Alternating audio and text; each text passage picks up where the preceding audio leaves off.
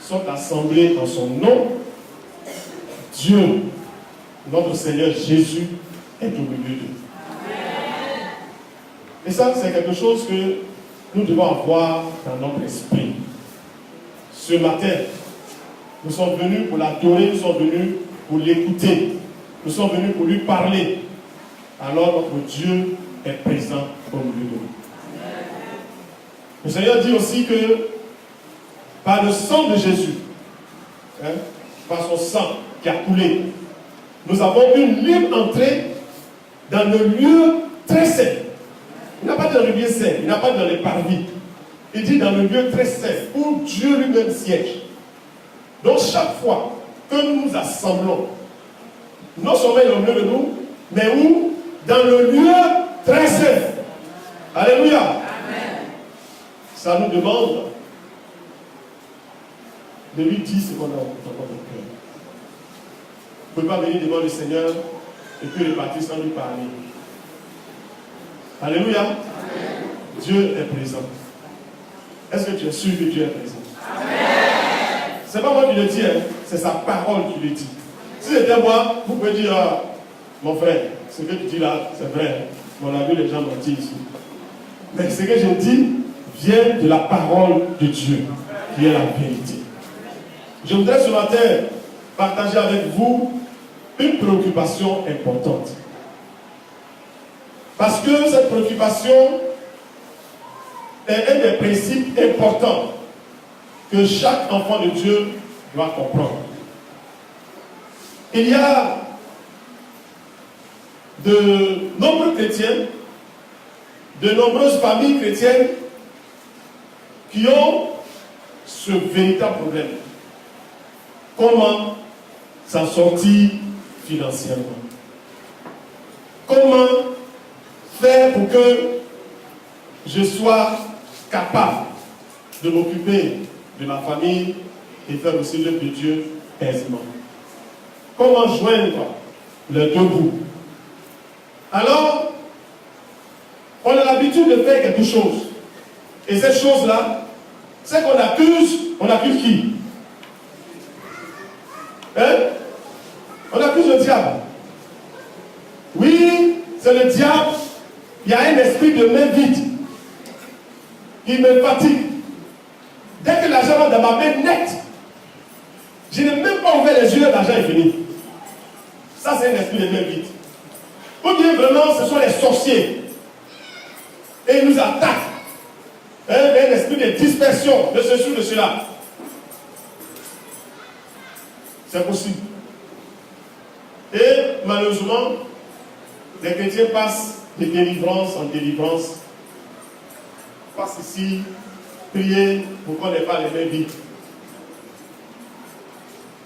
Je voudrais ce matin, chers frères et sœurs, partager avec vous un principe important. Important dans la gestion de l'argent que nous devons mettre en œuvre, que le chrétien doit mettre en œuvre, que la famille chrétienne doit mettre en œuvre avant de chercher à accuser qui que ce soit. C'est cela, c'est de ça que nous allons parler ce matin.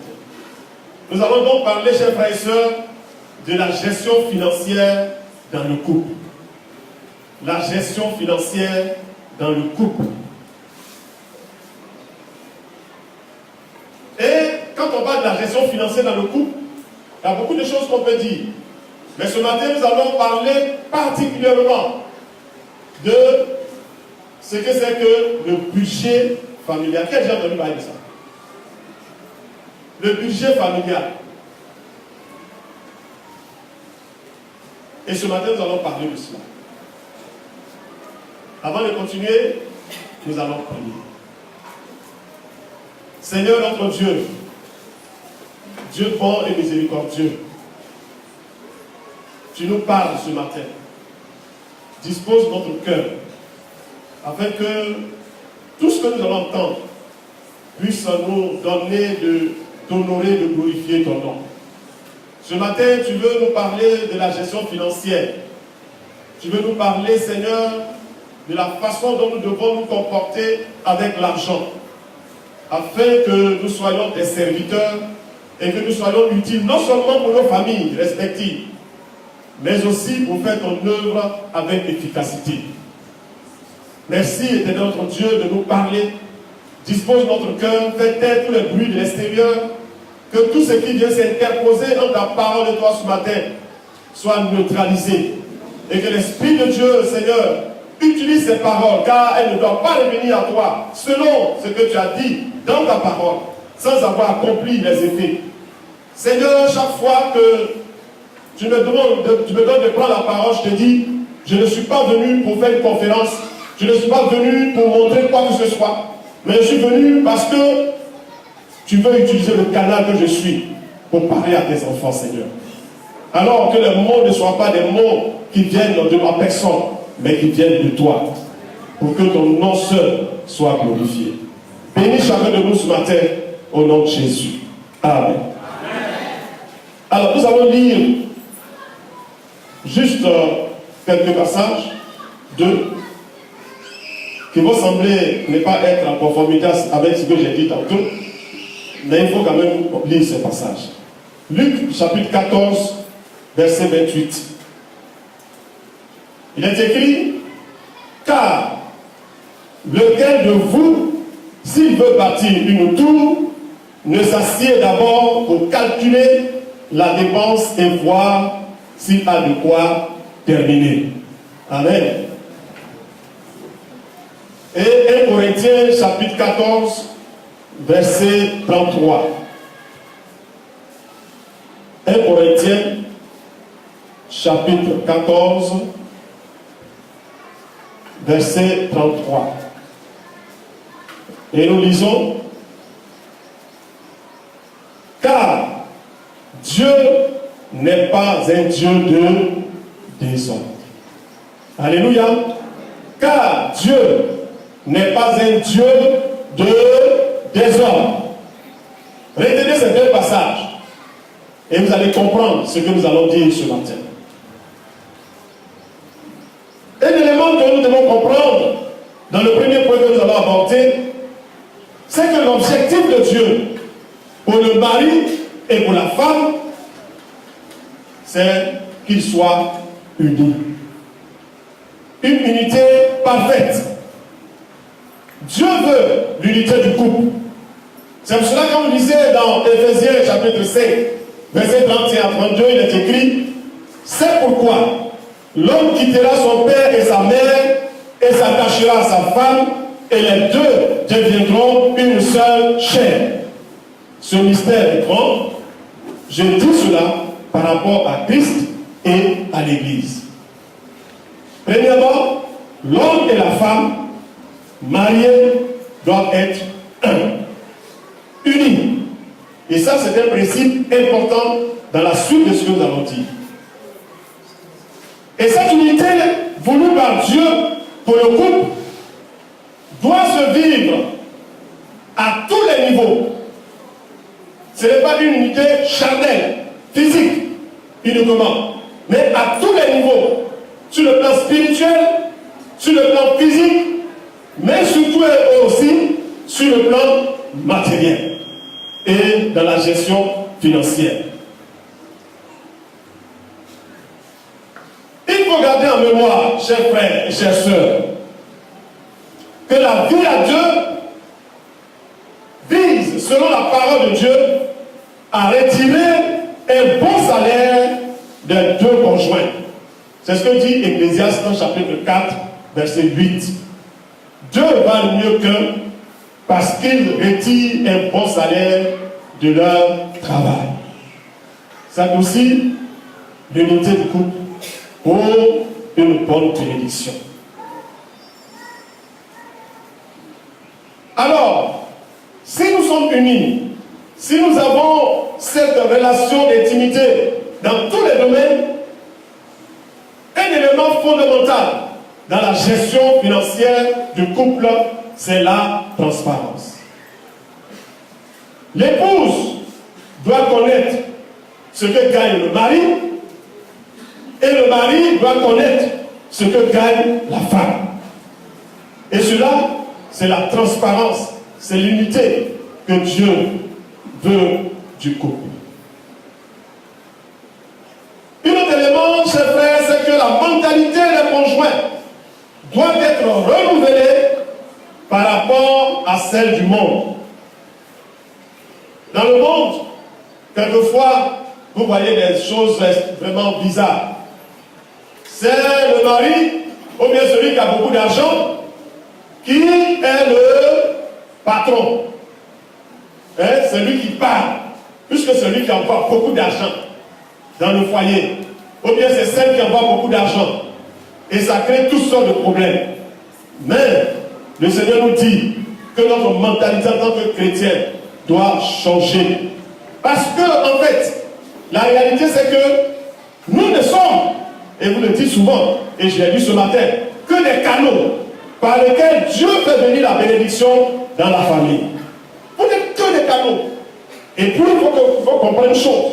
C'est qu'en tant que canal, tu as besoin, quelquefois, ou toujours, de l'autre canal qui est à côté. Même si la personne n'apporte rien, sa présence est celui qui déclenche, est celle qui déclenche ce que Dieu apporte dans la famille. Est-ce que vous comprenez ce que je vais dire? Et ça, il faut que notre mentalité change. Vous savez, je donne juste cet exemple que je passe. Vous connaissez les plantes médicales. Vous connaissez les plantes. Alors, dans les plantes, il y a beaucoup de molécules. Ça, c'est mon travail. C'est ce que je fais tous les jours. Il y a beaucoup de molécules. Mais ce qu'il faut comprendre, c'est que chaque molécule, la présence de chaque molécule aide l'action de telle ou telle molécule. Qu'est-ce que je veux dire? Je veux dire ici, par exemple, il y a un produit qui soigne la tension. Ça, on connaît. Mais ce produit seul, quelquefois, devient dangereux pour l'homme. Alors la présence de l'autre produit va atténuer ses effets et ça va permettre que l'action de santé puisse se manifester. Et c'est ce qui se passe dans le couple, chers frères et sœurs. La présence même de celui qui semble ne rien faire est très utile pour que Dieu apporte la bénédiction dans le canal par lequel il a choisi de faire venir l'argent. Est-ce que je me fais comprendre? Donc personne ne doit se prendre à la légère dans le couple et personne ne doit être pris à la légère. Nous sommes tous utiles entre les mains du Seigneur. Alléluia. Vous savez, ce matin encore, notre frère a rendu un témoignage. Et dans le témoignage, il a dit quelque chose qui certainement vous a échappé. Il a dit un truc important. Il dit, le monsieur l'a appelé. Et puis, il a fait quoi? Il a fait quoi? Non, oui, il n'a pas décroché. Après, il a décroché. Et puis, le monsieur lui a dit, donne-moi rendez-vous, tout ça. Mais le monsieur lui a dit quoi au rendez-vous? Hein?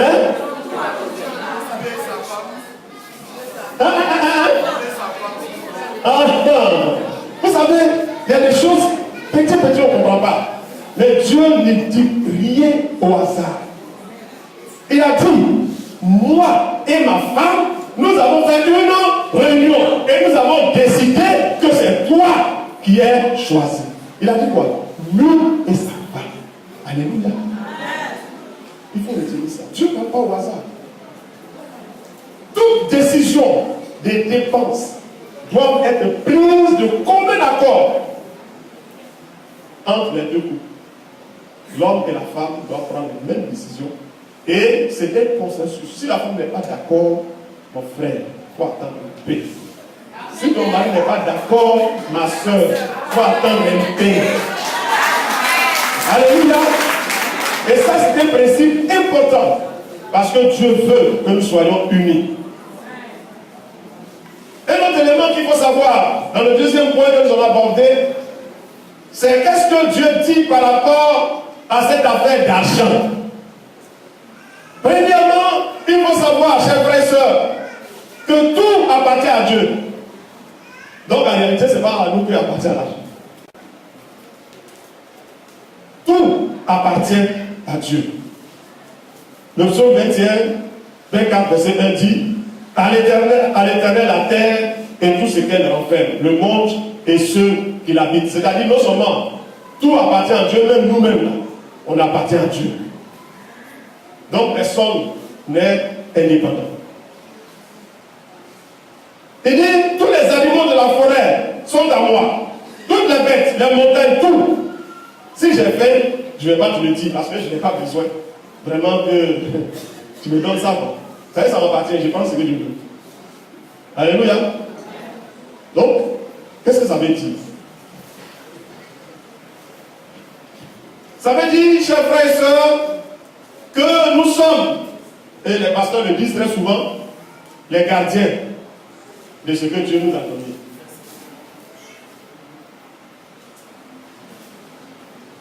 Il est écrit aussi, quelque part, que ce que vous ne savez-vous pas que votre corps est le temple du Saint-Esprit. 1 Corinthiens 6, verset 19. Et que vous ne vous appartenez point vous-même, car vous avez été racheté à un grand prix. Glorifiez Dieu dans votre corps qui est, et votre esprit qui appartiennent à Dieu. Ce que nous savons appartient donc à Dieu en réalité. Car nous-mêmes, nous appartenons à Dieu. Alors, il faut lui faire confiance. Parce que lui, il va pouvoir nous guider et nous diriger dans tout ce que nous allons faire. Nous ne devons pas prendre l'argent comme une idole. Amen. C'est un instrument que Dieu nous donne. Nul ne peut servir deux maîtres. Tu ne peux servir Dieu et maman. Il ne faut pas faire de l'argent, chers frères et sœurs, quelque chose qui est vraiment comme un Dieu. Et je vais vous rendre quelques petits témoignages tout à l'heure. Il faut veiller, chers frères et sœurs, pour avoir une bonne gestion dans la famille à notre rapport avec l'argent. L'argent ne doit pas être perçu comme la solution à tous nos problèmes. Ce n'est pas possible. Ce n'est pas possible. Vous savez, dans le milieu où nous sommes, on voit tellement de choses. Telle personne qui a plein de moyens, mais il ne peut manger que un peu de banane, longue, bouillie. Alors qu'il a beaucoup d'argent, il peut manger tout. Mais il ne peut manger que ça. Parce que sa santé ne lui permet pas de manger tout ce qu'il doit. C'est pour dire que malgré son argent, est-ce qu'il peut manger tout? Non. L'argent n'est pas la solution à tous nos problèmes.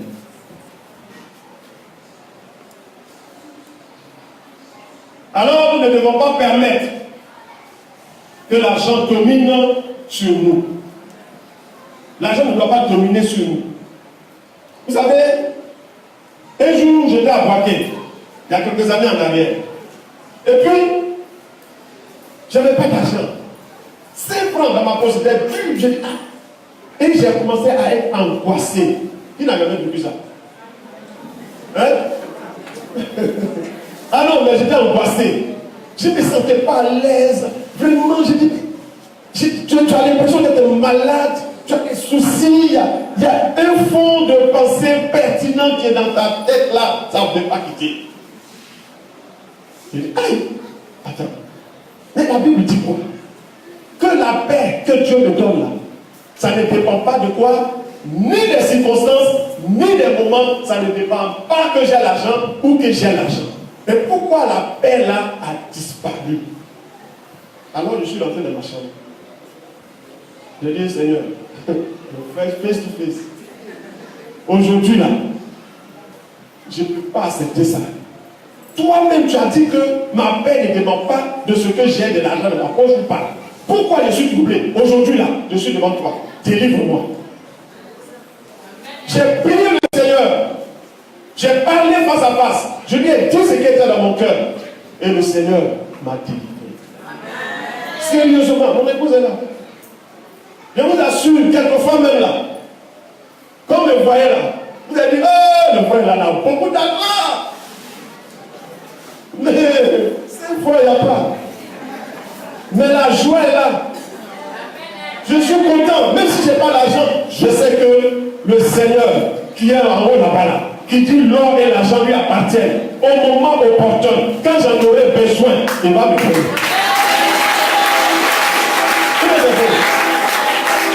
Il va me payer. Allez. S'il ne me donne pas aujourd'hui, c'est que je n'ai pas besoin de ça aujourd'hui. Il me donnera forcément demain. Est-ce que c'est clair? Chers frères, chers sœurs, c'est pour cela, un des principes que nous demande le Seigneur, et c'est écrit dans la parole de Dieu, dans Romains chapitre 13, verset 8, ne devez rien à personne, si ce n'est de vous aimer les uns les autres. Car celui qui aime les autres accomplit la loi.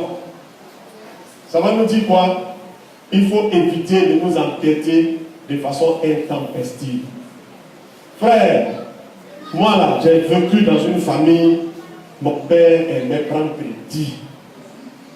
Et j'étais l'intellectuel de la maison qui avait auprès du Mauritanien le carnet de mon papa. Et c'est moi qui allais chaque fin de mois pour faire les calculs, pour que mon père puisse payer les dettes. Et je vous assure, quand on vient de payer là, on s'endette encore davantage, parce qu'il n'y en a rien. Vous allez dire, mais ton papa même là, il gagne beaucoup d'argent. Il gagne pas beaucoup d'argent. J'ai un autre frère. Je l'ai pris, j'ai dit, bon, mon petit, viens. Je suis allé, j'ai dit, il ne faut plus payer des dettes. Il ne faut plus prendre crédit. Ce que tu fais, comme tu es jeune là, et que tu manges une femme là, au lieu de prendre crédit, il faut lui donner crédit. Paye en avance ce que tu dois manger. Amen. Amen. Tu sais que tu manges 15 000 francs par mois, non? Comme ça, quand tu payes, tu lui donnes 15 000 francs. Ta nourriture est assurée. C'est ce que moi je faisais sur le campus. C'est ce que je faisais. Dès que je prends ma bouche, je vais payer pour manger. Parce que je suis assis. Manger. Vous comprenez? Chers frères, faisons attention aux dettes. Le riche domine sur les pauvres. Et celui qui emprunte est l'esclave de celui qui prête. Proverbe 22, verset 7. Un autre élément, c'est de ne pas être cupide. Un amour exagéré de l'argent. Et ça fait que un des gros problèmes de la cupidité, c'est qu'on ne peut pas donner l'argent pour faire le travail de Dieu. Vous comprenez, non? Et puis, je vous assure, chers frères, ce n'est pas parce que tu as beaucoup d'argent, tu dis, non, j'attends que le Seigneur va me bénir là. Alors, je vais commencer à donner beaucoup. Ok, je te crois. Mais je te dis que tu mens. Parce que si tu n'as pas pu donner 10 francs sur 100 francs, hein? Imagine-toi, 10 millions. Et il y a un financier parmi nous aussi. 10 millions, ça fait combien de dîmes? Ça fait 1 million. Prenez les hommes d'affaires, 1 million. Tu peux faire tellement de choses avec. Et puis tu vas enlever ça comme ça, sur 10 millions. Et puis il va te laisser 9 millions. Puis tu vas mettre dans le panier. Si tu n'as pas commencé petit, tu ne pourras jamais faire ça. Vous comprenez? C'est une éducation qu'il faut faire. La cupidité, donc, ne dépend pas de ce que nous soyons très riches. C'est un état, l'état de notre cœur. L'amour de l'argent donc ne concerne pas uniquement les riches. Quelqu'un disait, le problème, ce n'est pas que les gens sont mauvais, hein? Tout le monde est mauvais. Mais ce qui cache le côté mauvais là, c'est parce qu'on n'a pas encore l'argent. Mais dès qu'on commence à avoir l'argent, ça va révéler notre vrai caractère. Vous les infos. Donc, c'est pas parce que tu as beaucoup d'argent que tu es mauvais, hein? Tu es mauvais d'abord. Donc, le côté mauvais là, il faut que Dieu te guérisse. Alors, quand il va venir à l'argent, tu ne seras pas cupide. Amen. Et Malachie s'applique clairement à chacun de nous.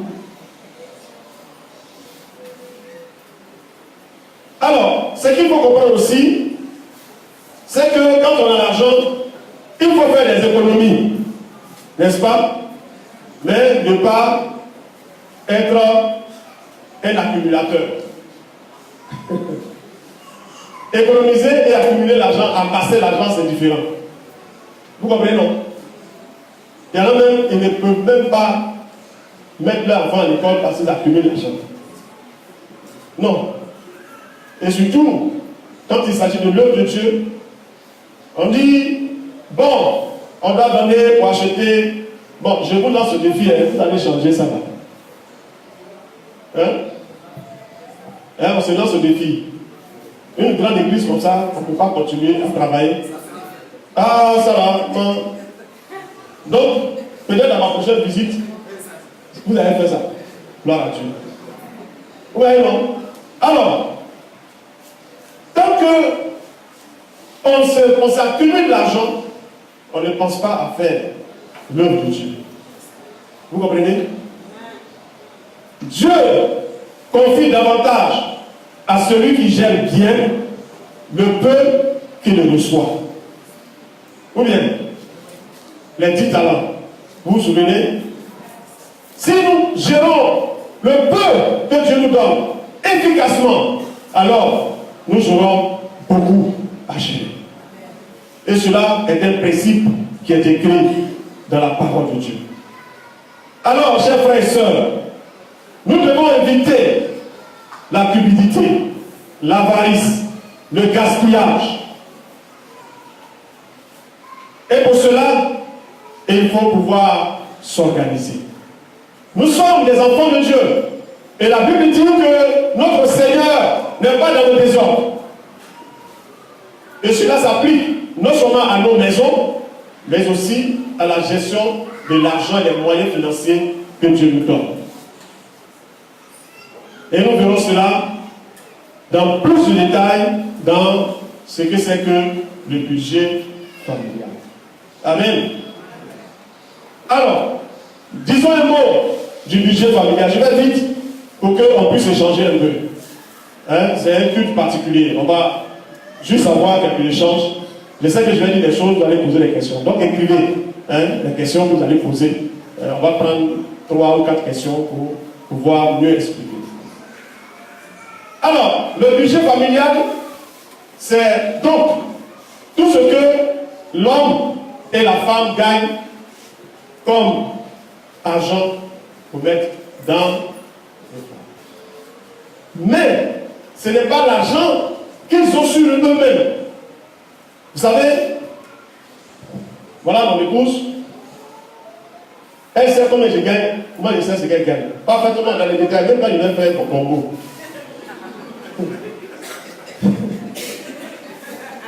Un jour, j'ai fait un bon combo là. Et puis on m'a donné l'argent. Je l'ai appelé, je lui ai dit, maman, voilà, on m'a donné l'argent. Et puis il y a eu un silence. Je lui ai dit, pardon. Je sais que tu es en train de faire calcul déjà. Comment on va mettre l'argent ici ou on va mettre là-bas? Pardon, l'argent que j'ai gagné aujourd'hui là, je vais manger. Je vais manger l'argent là. Je ne vais pas mettre ça dans le budget. Vous voyez, non? Ça veut dire que dans le budget, il y a des contraintes. Alors, qu'est-ce que je voulais dire? C'est que avant que je ne gagne l'argent, avant que l'argent ne soit là, on a déjà planifié comment on va dépenser. Vous comprenez ce que je veux dire? C'est ça le budget. Ce n'est pas l'argent qui est devant toi que tu vas commencer à dépenser là, qui est le budget. L'argent que tu as dans la main est déjà dépensé avant que ça ne vienne dans ta main. Alors que ça vient dans ta main, tu sais où tu dois mettre. Et c'est ce désordre-là qui est dans les familles parce qu'on attend que l'argent vienne, alors que ça vient là. C'est là où on s'assoit pour dire, ah, on fait quoi? Dans la précipitation, on fait des choses qui ne sont pas importantes. On oublie même la dîme. Vous comprenez? Il faut donc prévoir, chers frères et sœurs. Et notre Dieu est un Dieu de prévision. Ou bien c'est faux? Il prévient les choses. Il nous avertit en avance. Dieu fait les choses en avance. Il est organisé, il est ordonné. C'est pour un plan. C'est pas ça. Dieu a un plan pour toi, ta vie. Plan là, c'est quoi? Ce sont des choses qui ne sont pas encore arrivées, mais qui vont arriver, que Dieu a déjà mis dans telle ou telle action. Et c'est ce que Dieu nous demande par rapport à l'argent qui rentre dans le couple. Il faut le dépenser avant qu'il ne rentre. Alors quand l'argent n'est pas là, on est plus intelligent, on est plus sage, on est plus calme, on les regarde, on cherche comment on doit, dans quel coin on doit mettre telle ou telle chose. Et lorsque l'argent vient, alors on sait comment dépenser. Alors, en tout cas, moi qui parle là, ça n'a pas été facile, hein? Ça a été dur. Ah oui, ça a été très dur. Parce que j'ai donné des principes à l'avant. Le premier principe, c'est qu'on doit s'entendre, c'est pas ça? Ah non, c'était dur, mais nous deux, on ne s'entendait pas. Ah, on ne s'entendait pas, ça durait même. Et vous allez voir, je vais dire des conséquences tout à l'heure. Et ces conséquences-là, ça nous est arrivé net. Tout ce que j'ai dit là, c'est arrivé textuellement. Donc je ne parle pas par rapport à des théories. Ce que je dis, c'est ce qu'on a vécu. Amen. D'abord, on gaspillait notre argent. Ah non, on gaspillait. Et puis quelquefois, tu as l'impression que tu n'as pas assez d'argent. Puisque tu es dans le désordre. L'argent ne survient jamais au celui qui est dans le désordre. Mais l'argent suffit toujours, quel que soit son montant, lorsque tu es organisé. Donc le problème ici ne dépend pas de je gagne 5 milliards ou bien 10 milliards. Non, non, non, non, c'est pas ça. Même si tu gagnes 20 000 francs, que tu es organisé, celui qui gagne 2 fois, 3 fois plus que toi, s'il n'est pas organisé, il va venir te demander l'argent. Moi, j'ai vécu ça au campus. Quand on est au campus, les étudiants en médecine, on ne gagne pas beaucoup d'argent. Notre bourse, ça s'est payé comme ça, 40 000 francs. Mais les gens de l'ENS, vous les connaissez, les professeurs, leur bourse, c'était 60 000 et 80 000 en son temps. Par mois. Sur mon panier, il y avait des jeunes qui étaient de l'ENS. Dès qu'ils gagnent l'argent, alors, Abidjan est petit, mais c'est grand. Hein? Ils passent ici, ils passent là, par contre, quand je gagne mon argent, j'achète mes tickets de restaurant. Mes tickets de restaurant, je compte. Combien de tickets je dois dépenser par mois? Je compte tout. Maintenant, si je reçois quelqu'un, tout ça, je fais un petit surplus là. Et puis le reste de l'argent, je garde un peu. Bon, mon papa, il était dans des situations compliquées. Il faut penser à lui. Vous voyez, non? Donc, je fais tout. Avant, vers le 15, vers le 20 du mois, les gens viennent taper en porte. Docteur, est-ce que tu as un ticket là? Je dis, hein? Toi qui es à l'ENS, tu viens me demander à moi. Tu gagnes 2 fois plus que moi. Mais pourquoi? Parce qu'ils ne sont pas organisés. Vous comprenez? C'est très important, chers frères et sœurs. On a gaspillé beaucoup d'argent pour les dépenses incontrôlées. Hein? Et puis, quand il n'y a pas d'argent dans la famille, pas là. Ah, vous êtes pas là. On faisait, c'était dur. Quand l'argent commence à manquer là, la colère est à fleur de peau. Et celui que tu dis, c'est mon net, et puis paf! Comme si tu as lancé une bouchée d'aluminium à côté et puis une bouteille de gaz. Chers frères, ces gens vont aller voir les pasteurs, priez. Il y a tous les parents dans la maison. C'est parce qu'il n'y a pas l'argent d'être dans le désordre. C'est pas une affaire de délivrance. Ou bien? D'accord. J'espère que certains se retrouvent dans l'affaire. Et puis, crédit. Vous savez, ça fait bien. Tu gardes l'argent dans un. Tu dis, tu fais épargne. Mais quand tu es désordonné, avant même que le mois ne finisse, l'argent que tu as épargné là, tu as déjà. Alors, tu as déjà mangé. Vous comprenez, non? Alors, qu'est-ce que tu fais? Alors, tu prends ta carte bancaire, tu sais qu'il n'y a pas d'argent. Maintenant, tu mets quand même. Et puis, l'argent sort. C'est pas ça? On appelle ça comment? Avance découvert.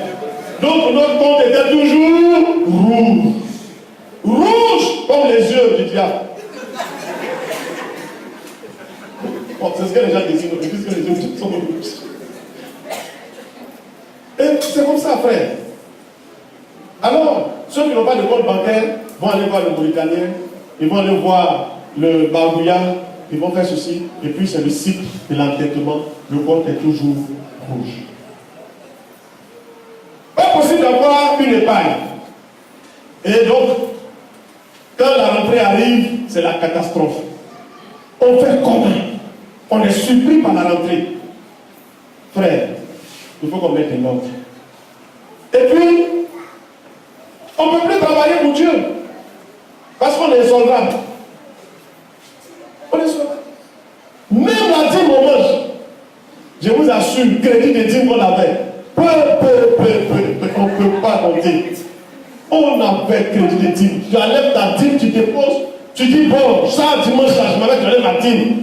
Après, tu regardes dans ton compte, là, il n'y a rien, tu dis bon, Seigneur, pardon, je vais prendre 1000 francs, 2000 francs, 3000 francs. Et puis tu manges la dîme. Ça, c'est le désordre qui fait ça. Ce n'est pas l'esprit de main vide. On était désordonnés. On ne pouvait pas participer à l'œuvre de Dieu. Aujourd'hui, les choses ont changé, je vous assure. Ah non, je ne suis pas content. Parce que la course s'est inversée. Moi, j'étais endetté vis-à-vis de Dieu. Maintenant, Dieu est endetté vis-à-vis de moi. Alléluia. Il me doit. Le Seigneur me doit beaucoup d'argent. Oui. Il faut me mettre crédit sur la terre de Dieu. Vous comprenez? Je vous dis comment on faisait. Alors, qu'est-ce qu'on a fait? Après avoir prié, on s'est dit, il faut mettre de l'ordre dans notre gestion financière. Et puis, alors, nous sommes mis à genoux, mon épouse et moi. Nous avons prié le Seigneur. Seigneur, aide-nous. C'est pas facile. Et on s'est assis. Et c'est ce qu'on vous demande. Alors, on a pris un grand cahier. Et puis on a dit quoi? Qu'est-ce qu'on dépense dans le mois? On a pris toutes nos dépenses. On a calculé tout, détail. Si je vous montre, peut-être au cours d'un séminaire, ça serait intéressant. Parce qu'on fait ça sous forme de séminaire. Ma femme là, elle est trop forte. Moi-même là, en général, c'est pas moi qui fais la conférence, c'est elle qui fait. Si c'est donc, comme ces prédications là, personne ne fait. Alors, comme elle a pris un gros cahier, elle a écrit tous les détails. Et lorsque vous voyez notre fichier, il y a Congo, il y a pas d'arachide, il y a placali, il y a banane, il y a oignon. Tout est dedans. Vous savez, on dit que quelquefois sont les petites dépenses. 200 francs, 500 francs, mais prenez beaucoup de 200 francs. Ça va faire combien de 1000 francs? Donc tout ça, il faut compter. On mange combien de kilos de riz par mois? Tout ça est calculé. Et puis, combien papa gagne? Elle sait. Combien maman gagne? Elle sait. Les à côté là.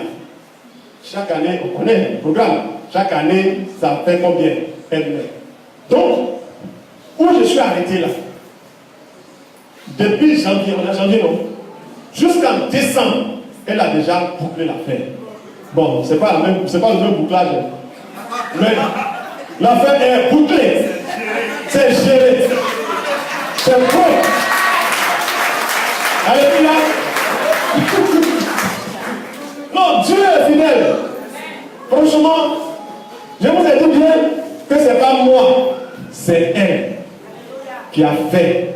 Nous avons prié, Dieu nous a convaincus, on s'est engagé, on a discuté, elle a sorti son cahier, elle a pris les détails et elle fait. Chaque année, elle sort le budget familial de janvier à décembre et puis elle m'envoie le fichier. Papa, il faut regarder. Qu'est-ce qu'on fait? Est-ce qu'il y a ceci, il y a cela? Oui. Alléluia. Et donc, il faut s'organiser, chers frères et sœurs. Tout ne dépend pas de ce que le diable vient souffler sur nos biens. C'est parce que nous-mêmes, on n'est pas organisés. Alors, on a décidé quoi? Avant, nos deux mondes-là, c'était séparés.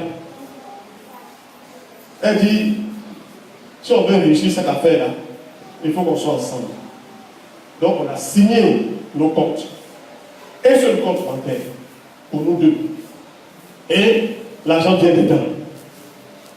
Un jour, je vais à la banque, et puis la femme dit, ah, C'est vous, monsieur Tiaou. Je dis oui, il n'y a quel problème. Elle dit, mais on ne peut pas jamais venir des qui viennent faire mal. Elle dit non, venez là où elle connaît. Elle dit, elle prend l'argent, elle fait les enveloppes. Vous comprenez? Elle fait les enveloppes. Ça maintenant, je rentre dans comment nous exécutons. Comment exécuter.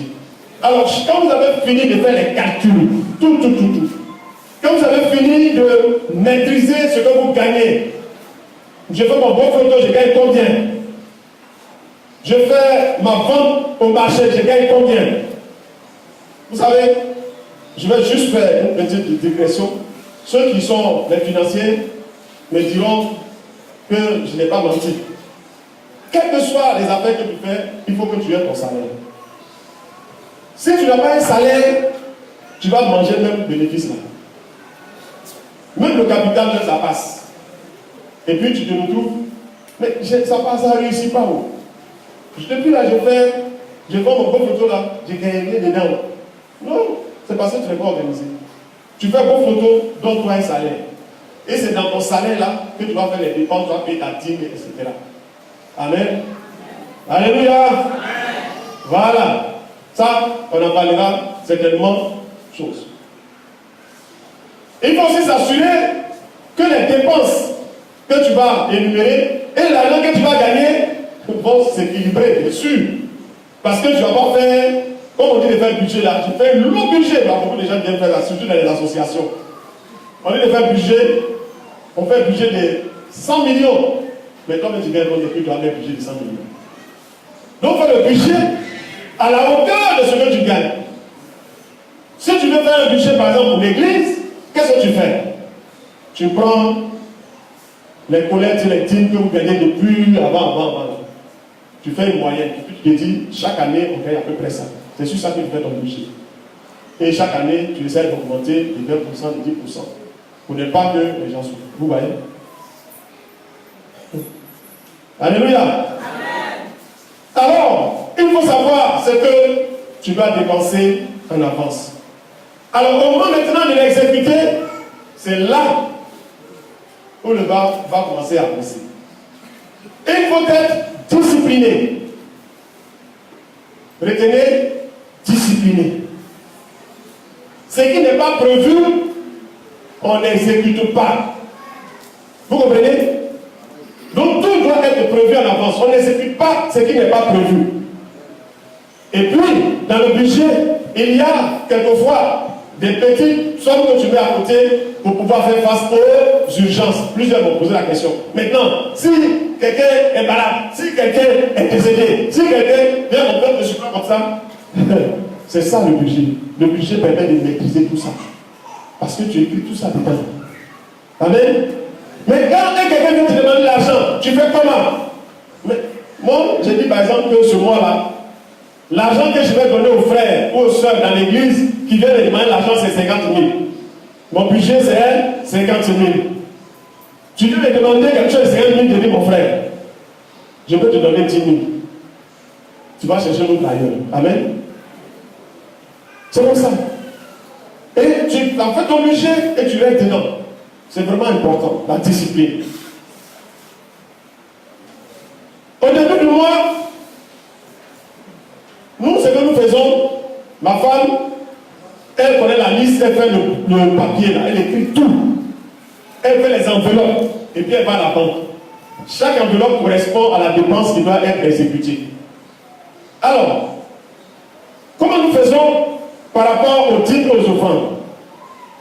On est très simple. On n'est pas compliqué. Les dîmes, on enlève, on met à côté, ça c'est clair.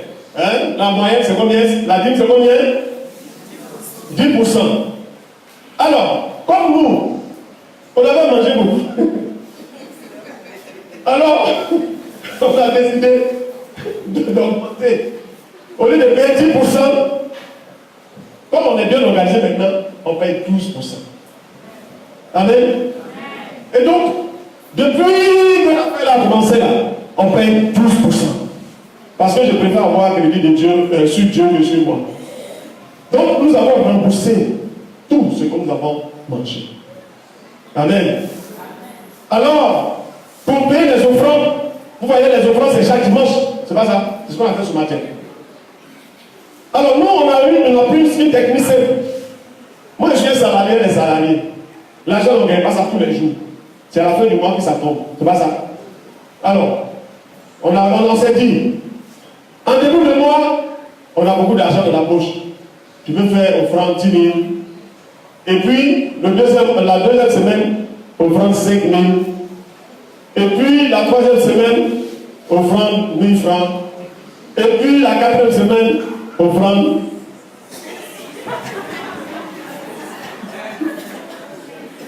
C'est pas ce qu'on dit ici. C'est pas ce que beaucoup de gens disent ici. Ah, c'est exactement les mêmes. C'est les mêmes choses. Il n'y a rien de nouveau sur le soleil. Alors on a dit, Seigneur, on va régler ça. Maman, entre nous, on décide de payer combien par offrande chaque dimanche. Alors on a décidé de payer une somme bien, qu'on peut payer en regardant nos fonds. On dit on paie telle somme. Chaque dimanche, c'est ce qu'on va donner. Alors comment on fait alors? On a pris une enveloppe. Premier dimanche, deuxième dimanche, troisième dimanche, quatrième dimanche. On a pris tout l'argent, on a mis dans l'enveloppe. À la fin du mois, quand on dit venez donner vos offrandes, on dépose les 4 offrandes en même temps. Une fois terminé. On a fini de payer nos offrandes. Alors quels sont les avantages de cette affaire?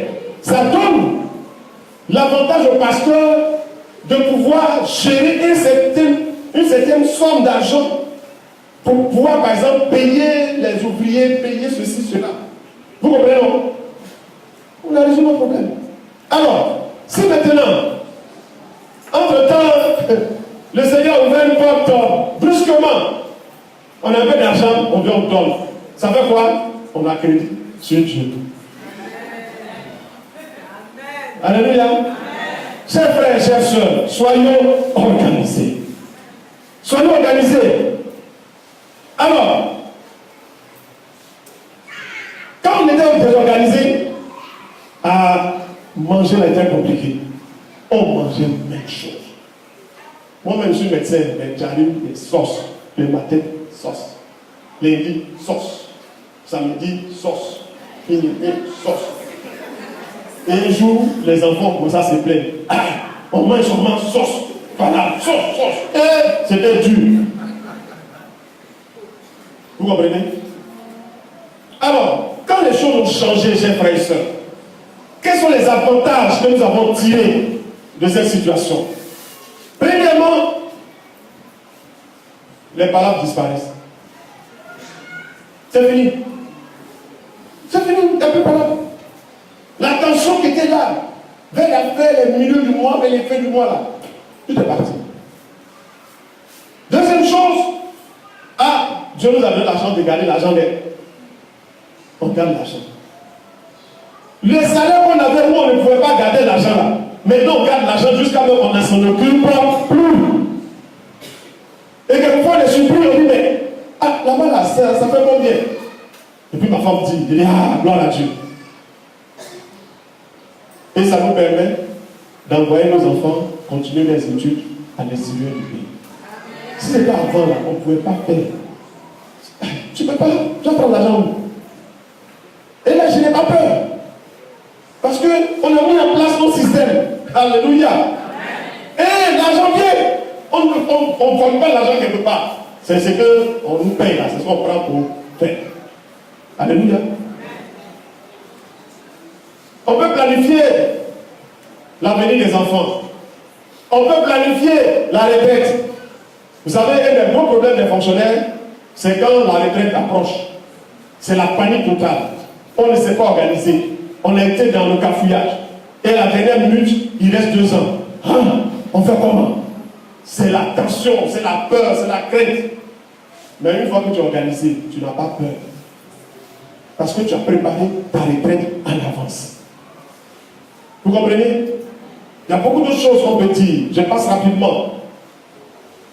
On peut aider facilement nos parents, nos frères, nos soeurs. Quelquefois, quand ils demandent, on rit. On rit parce que on a mis des principes. Si tu demandes à une période où ça ne marche pas, On te dit, écoute, attends un peu. On n'est plus paniqué. On ne se précipite plus. Parce que nous avons prévu les choses. Amen. Il n'y a pas d'urgence en matière d'argent. Et puis, la transparence, le renforcement de l'unité du couple, la communication dans le couple. On se parle tout le temps. Mes enfants disent, nous on va partir, vous allez rester seuls. Je dis gloire à Dieu. Moi et ma femme, on se parle tout le temps, on fait palabre, on se réconcilie, on parle. On parle d'affaires d'argent, on parle tout. Donc là, si vous partez tout. Tu vois ça?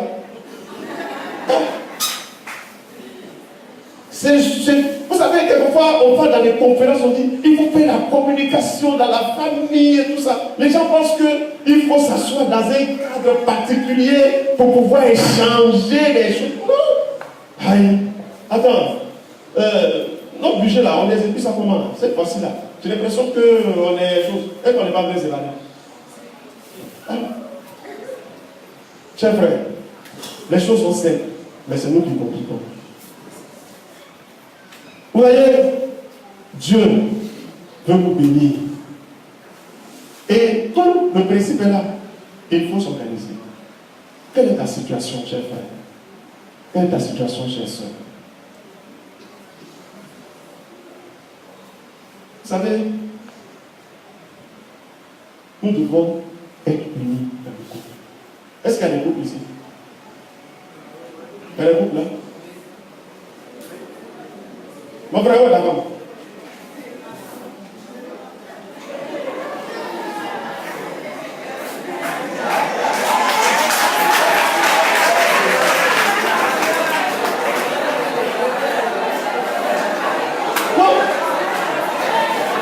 C'est bien. Je vous dis une chose, hein. Ma femme est là. Et moi, on est toujours ensemble. C'est pas ça, pasteur. On est toujours ensemble. À l'église, là, on est assis ensemble. Il y a une place pour les anciens. Hein? Ils sont là, ils disent moi là. Est-ce que ma femme peut s'asseoir là-bas? Oui, c'est la place des anciens. Il dit bon, moi, je m'assois à côté de ma femme. Ou bien, c'est ma femme, je suis à côté. Je vais en voyage, on est ensemble. Partout, on est ensemble. Et nos dépenses, on fait ça ensemble. Et nos palabres, on fait ça ensemble. Alléluia! Et les conciliations là? Alléluia! Non, ne pensez pas que les choses sont faciles, mais bon. Mais il faut prendre ça simplement. Que le Seigneur nous aide, chers frères et sœurs. Le psaume 133 dit, c'est celui-là que je vais chuter, lorsqu'il y a l'unité, il y a aussi la grâce de Dieu. Le Seigneur sera plus enclin à bénir et à améliorer les revenus du foyer lorsque le couple s'entend dans la gestion des ressources financières. Que le Seigneur nous bénisse.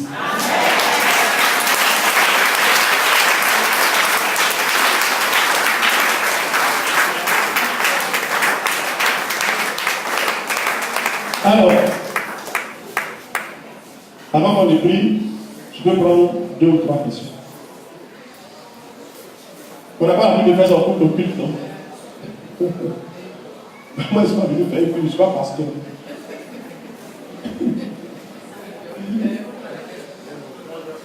Oui, vous prenez les questions. Qui a une question? N'ayez pas peur de poser les questions. Ne pensez pas que le pasteur va se fâcher.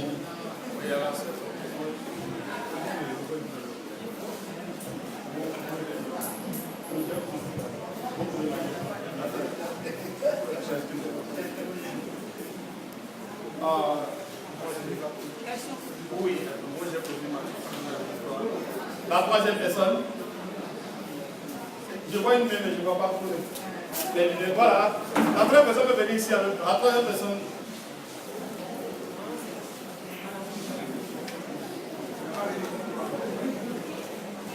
Ah, c'est ma soeur. C'est Mme Koulibaly.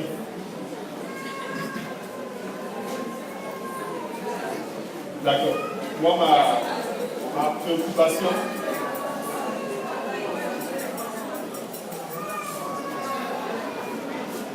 c'est bon. Il y a un souci. C'est bon, on peut passer aux questions. Oui, oui. Moi, j'ai béni le Seigneur pour le message. Parce que ça va m'aider. Mais ma préoccupation, c'est le niveau des offrandes. Vous avez dit que vous faites 4 enveloppes et puis vous partez déposer ces taxes le même dimanche. Ou bien, chaque enveloppe a un dimanche à une enveloppe, bien les 4 enveloppes, on les dépose un dimanche. Si on les dépose un dimanche, les autres dimanches là, on va la main vide dans la présence du Seigneur, c'est ce que je vous laisse savoir.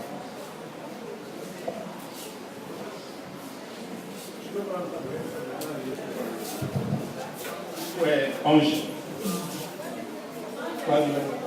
Alléluia. Vraiment, que Dieu bénisse son serviteur. Pas plus tôt que hier, mon mari et moi, on était en train de parler de ça. Il dit, aujourd'hui, comme ça, on allait faire une réunion par rapport à ça, nous et moi. Et je pense que c'est l'Esprit de Dieu qui a vraiment conduit son serviteur. Parce qu'il y avait des questions même à me poser que vraiment, moi, je ne comprenais pas. Par exemple, lui, les salariés, lui, les fonctionnaires, on le paye, son argent vient par la banque. Maintenant, moi, nous, on a notre entreprise, pour nous, là, c'est main en main.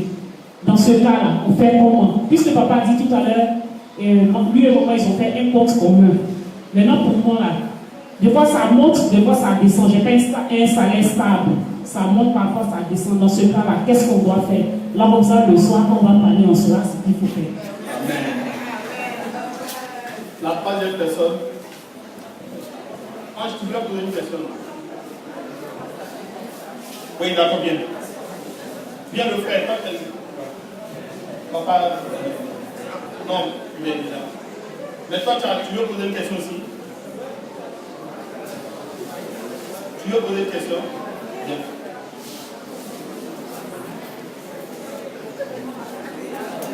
La question est là. D'accord, la question est là.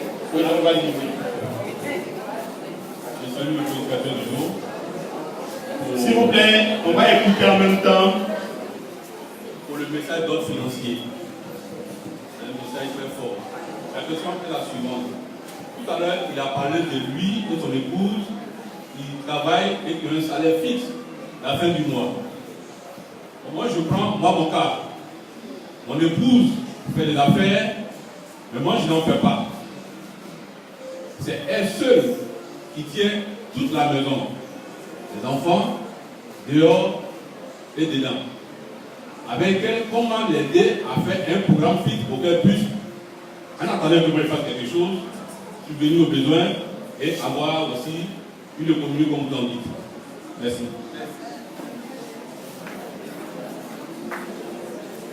Allô? Oui, moi je remercie l'orateur du jour. Mais ma question, c'est un peu le contraire de ce que le frère vient de dire. Ici, bon, pratiquement dans le quartier, c'est monsieur qui travaille et la femme ne fait rien. Comment est-ce qu'on peut planifier tout ce qu'on vient de dire? Parce que ici, c'est l'homme qui travaille. Et dans la famille, quand la femme ne fait rien, elle ne peut rien dire dans la gestion financière. Donc ma préoccupation, c'est cette question. Merci.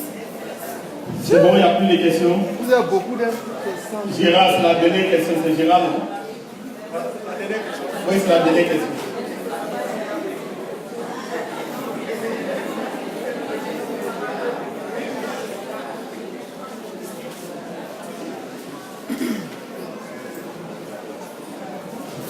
Gloire à Dieu. Que le Seigneur nous bénisse. Monsieur le professeur, nous faisons des affaires. Les affaires sont les suivantes. Je gère un cybercafé. Après t'expliquer.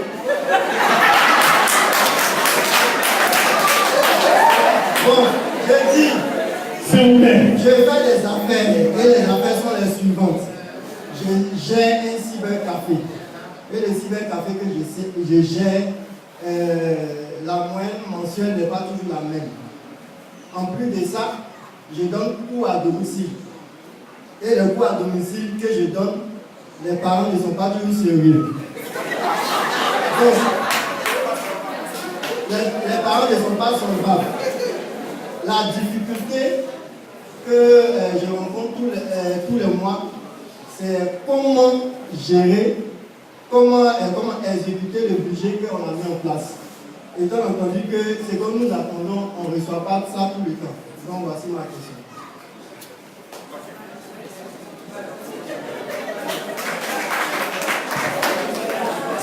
Alors, ce sont des questions très excellentes.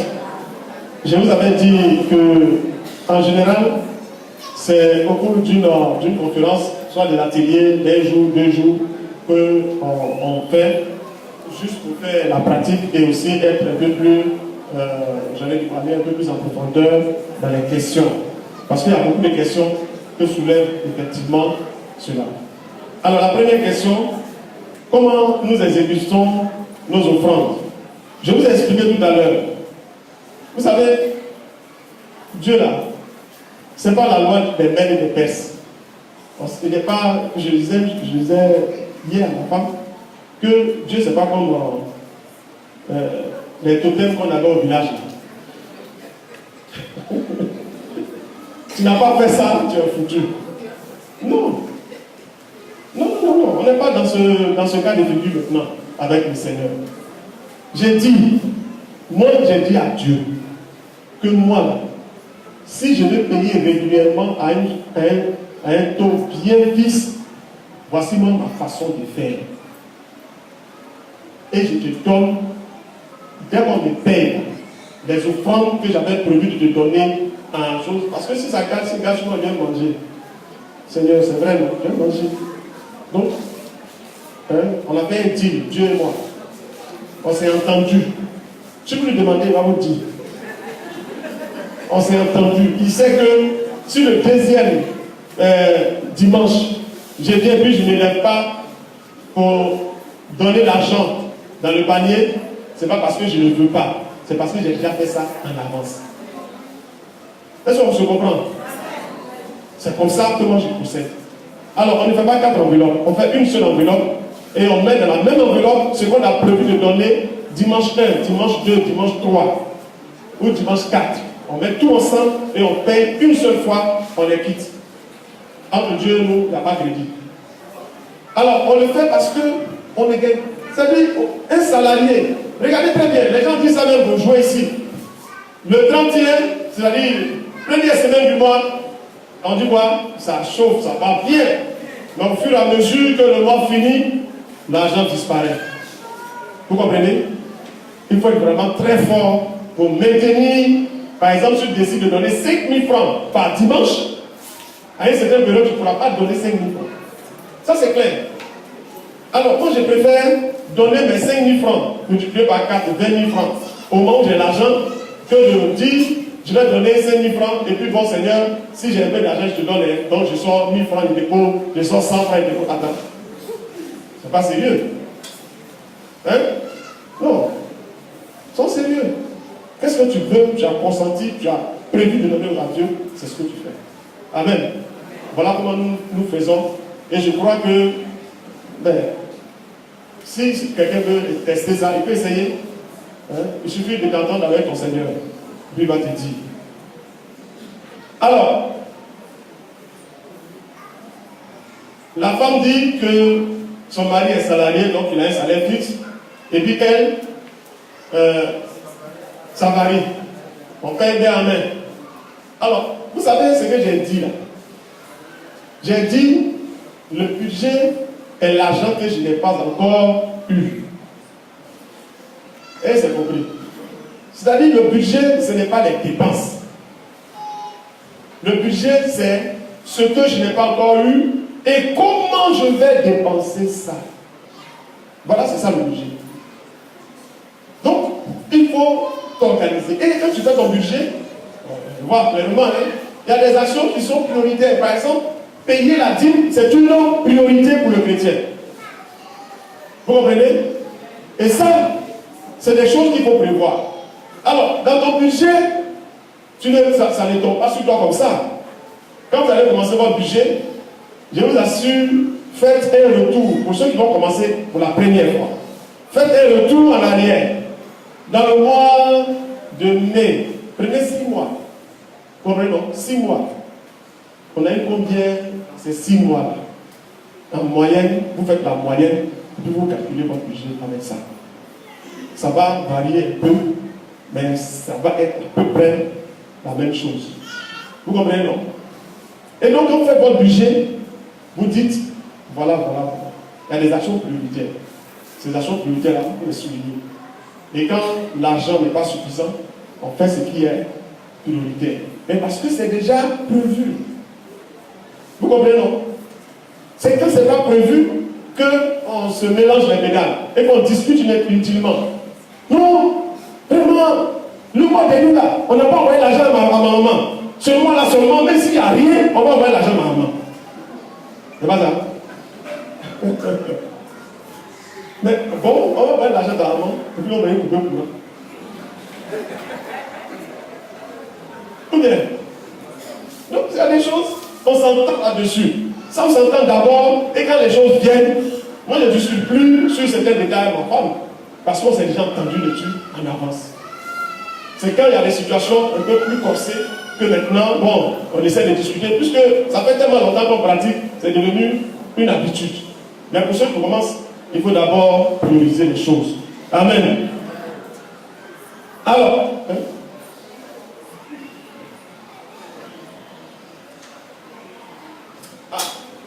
comment faire par rapport au compte? Vous savez, il y a deux choses qu'on peut faire dans cette situation. Puisque vous avez déjà prévu de faire les dépenses, c'est pas ça? On a prévu de faire ça. À la fin du mois, on dépense, je donne un exemple, 75 000 francs. Donc, toutes nos dépenses, ça va faire 75 000 francs. Moi, je gagne 100 000 francs. Ma femme gagne, l'argent qu'on donne à Mela, elle gagne 75 000. Vous comprenez? Alors, on a fait notre truc. L'argent va être viré sur un compte d'épargne et tout ça. Hein? Qu'est-ce que je fais? Je sais combien on gagne, chose, on a l'argent, ce qui vient en main, on met dans nos enveloppes, on dépense. Ce qui est dans le compte là-bas, on envoie. Mais une chose, un conseil. L'argent qui est dans le compte n'appartient pas à celui qui travaille, ça appartient aux deux. Alors, le compte commun, ça ne dépend pas du fait que la femme envoie l'argent par virement, même pas par virement. Il faut qu'elle soit signataire de ton compte. Parce que si un jour, tu n'es pas là, on fait comment?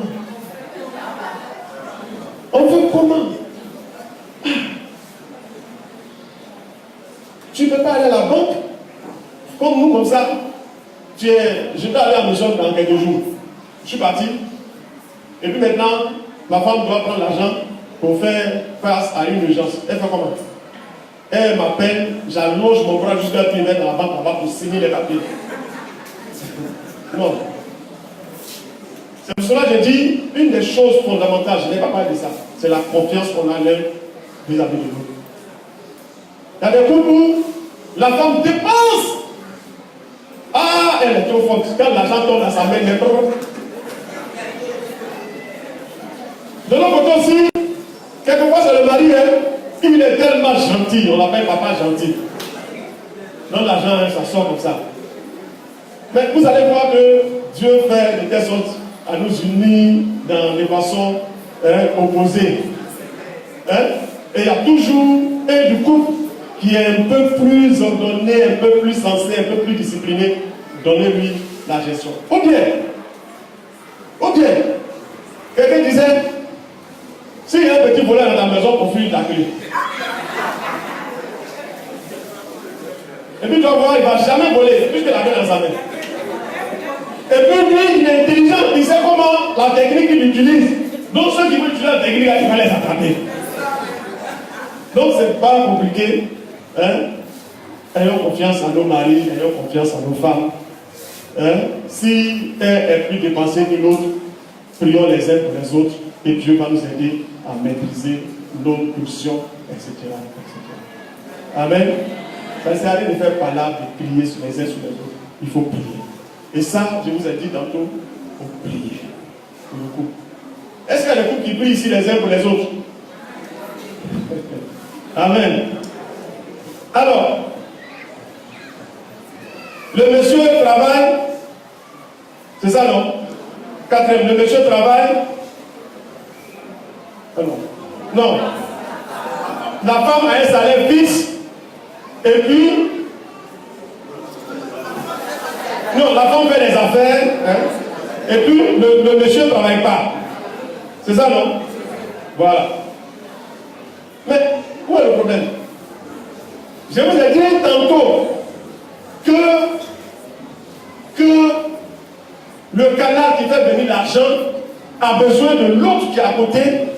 Sa présence est un élément déclencheur. Alors, je vais vous expliquer ça sur le plan scientifique.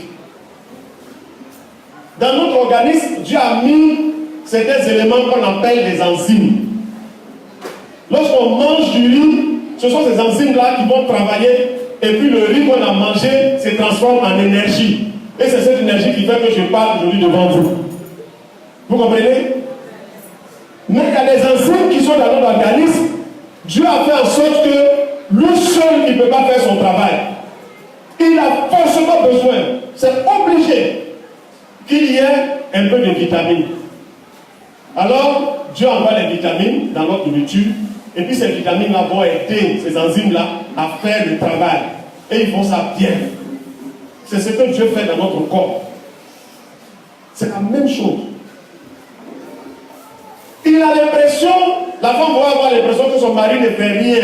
Elle se dresse là. Vous savez, une des choses importantes que l'homme fait dans la maison, c'est la sécurité. Hein? Une femme qui n'est pas mariée, vraiment, c'est dur.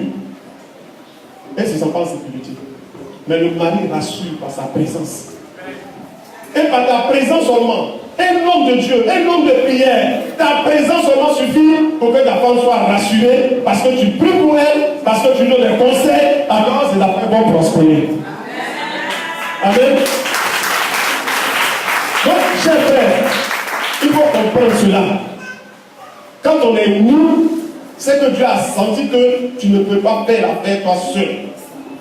Deux valent mieux qu'un. Alléluia.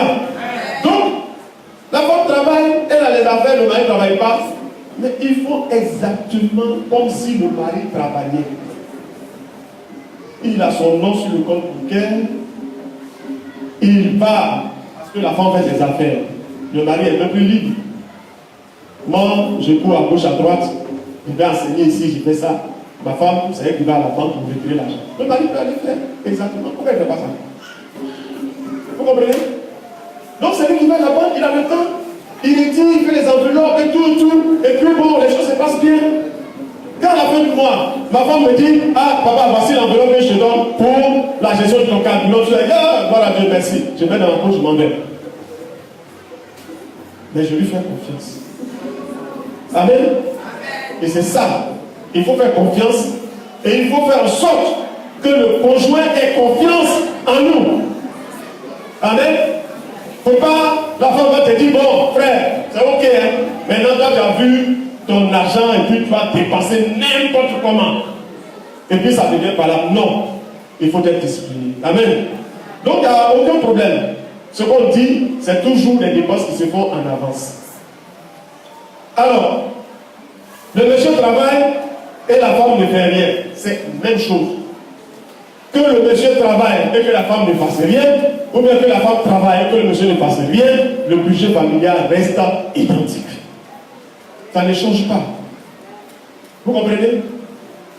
Voilà. Donc, les mamans, vous qui faites votre petit commerce, ne dites pas que c'est un petit commerce. Envoyez ça en mettant dans le budget. Alléluia. Alors, ok, merci. Vous savez, trop fort, elle est trop fort. Alors, il y a sa cousine. Sa cousine qui est à Daloa. Elle nous a rendu le témoignage lorsqu'on a fait la convention de Yamoussoukro et puis Assemblée de Dieu. Son mari ne fait rien. Dès qu'ils se sont mariés, net, il a perdu son travail. Elle travaille, elle est une fille de salle.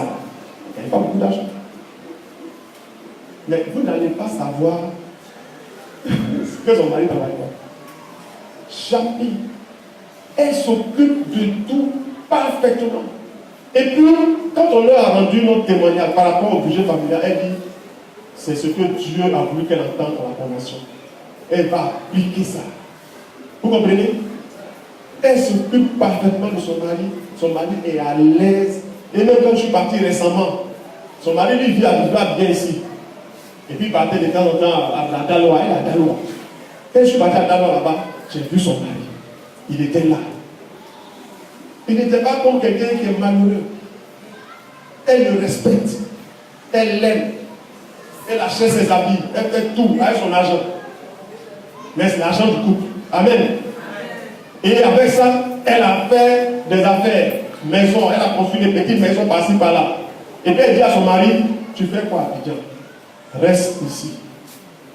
Vous comprenez? Et son mari est resté. Quand on s'est mariés au début, son salaire, je ne peux pas regarder. C'était beaucoup pour moi. Ah non, son salaire était beaucoup par rapport pour moi. Mais ça ne m'influençait guère. Et puis, elle ne faisait pas savoir qu'elle gagnait plus que moi. On est à la maison là. Ah, quand tu regardes papa, on va dire que arrête.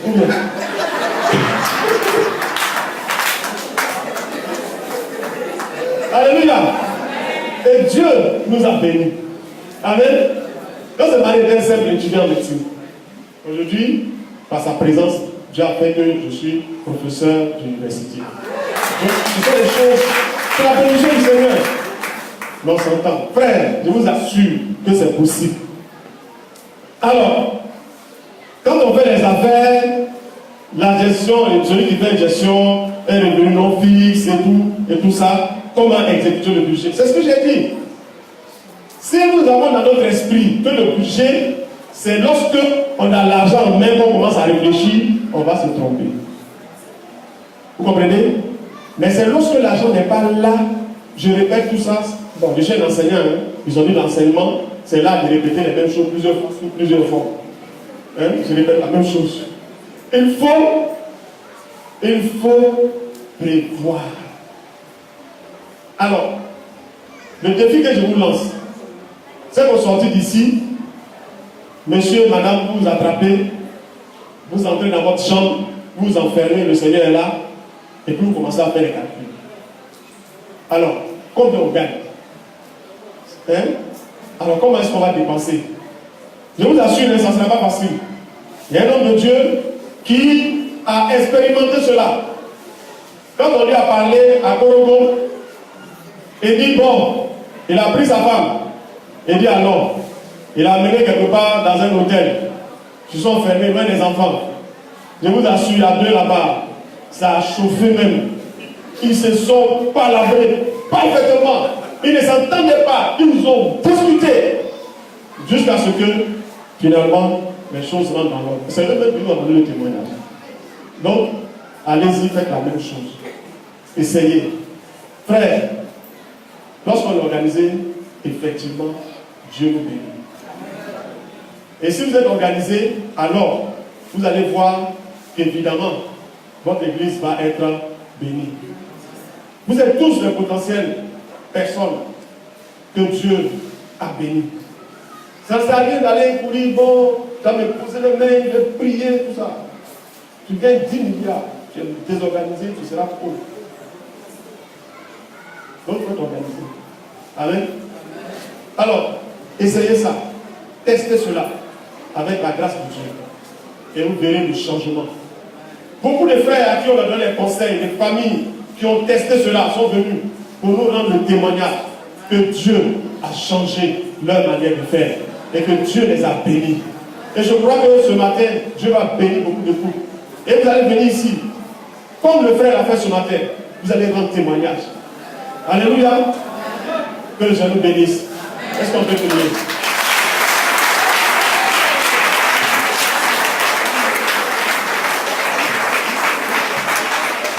Ok. Nous allons prier, demander à mon épouse, elle va avancer. Puis elle va prier pour chacun de nous.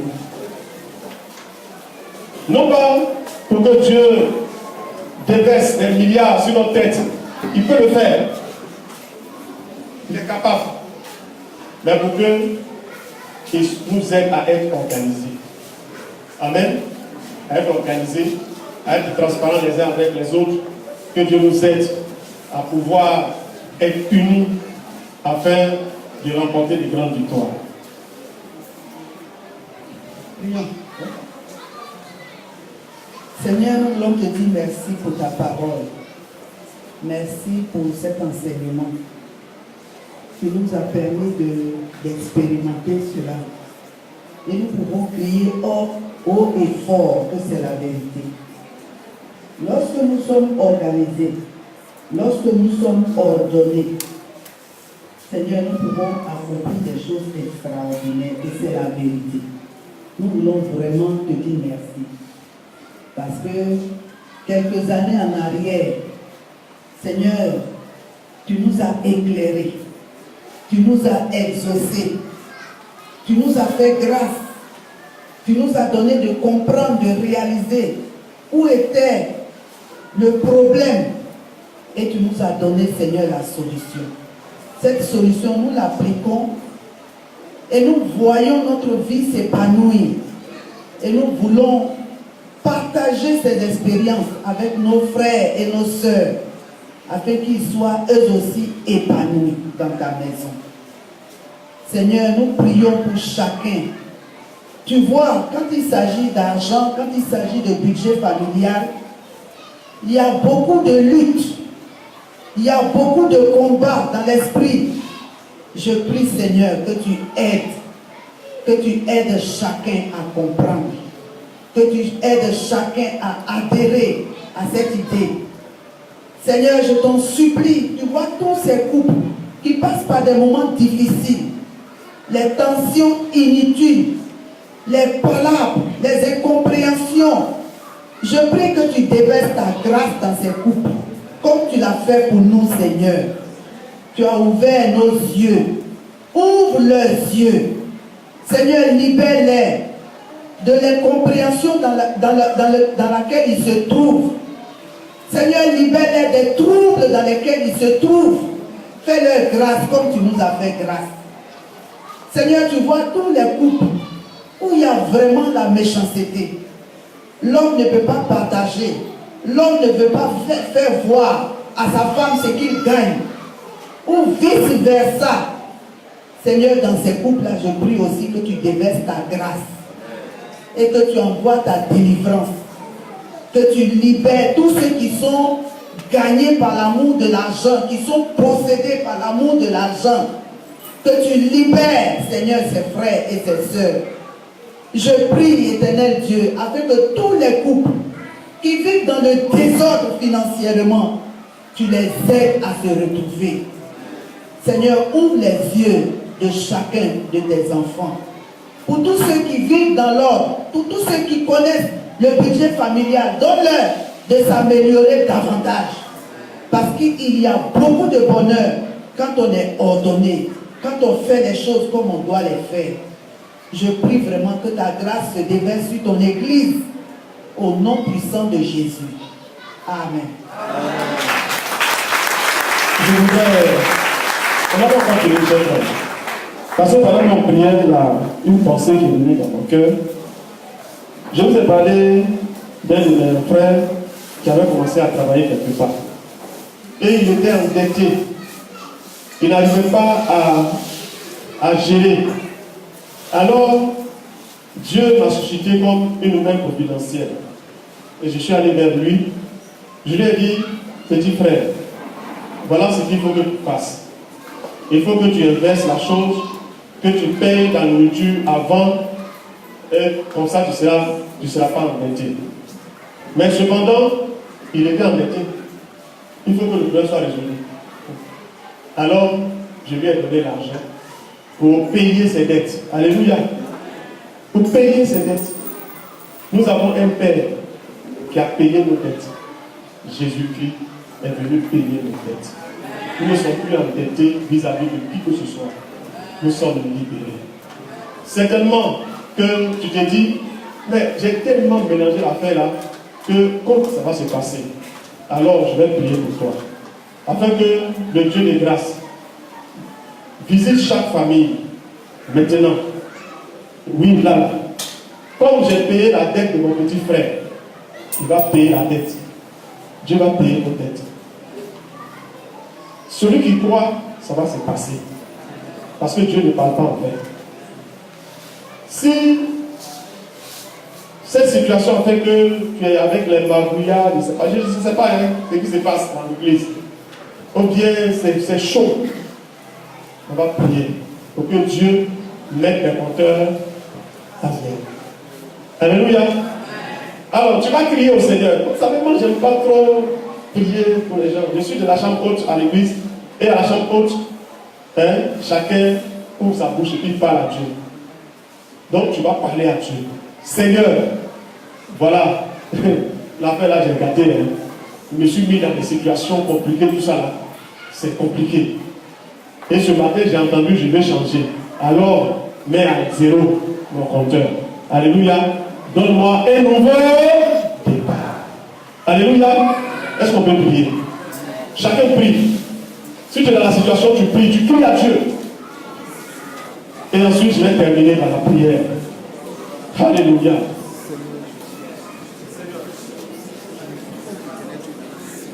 Parlons à Dieu sincèrement. Nous sommes trompés. Nous avons mal fait, nous avons agi. Et voilà, nous sommes enchaînés. Seigneur, coupe les chaînes. Délivre. Mets-nous à niveau. Que les vallées soient comblées. Que les montagnes de terre soient baissées. Oh Dieu, nous t'invoquons ce midi. Parce que à qui continuons-nous, Seigneur? Alléluia. Continue à prier, continue à prier. Présentons notre cas devant le Seigneur. Parce que Dieu est présent au milieu de nous ce matin. Présentons notre cas. Disons-lui ce qui est au fond de notre cœur. Sans rien cacher. De toutes les façons, il sait toutes choses.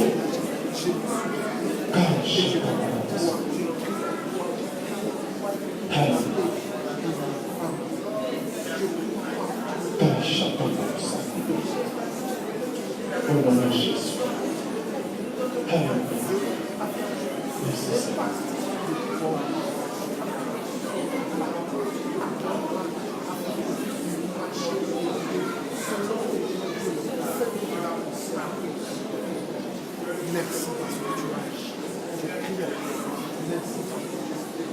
Je vais prier. Seigneur, je sais que la pensée ne vient pas de moi, mais elle vient de toi. Parce que toi, l'Éternel, tu veux nous faire du bien. Tu veux nous faire repartir à zéro. Tu veux nous faire repartir, Seigneur, sur une nouvelle façon de faire.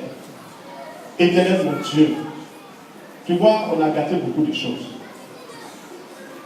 Parce que nous étions désordonnés. Parce que nous n'avons pas écouté. Nous avons investi par-ci, nous avons investi par-là. Et tu vois, quelquefois nous sommes angoissés. Parce que les dettes sont là. L'argent ne suffit pas.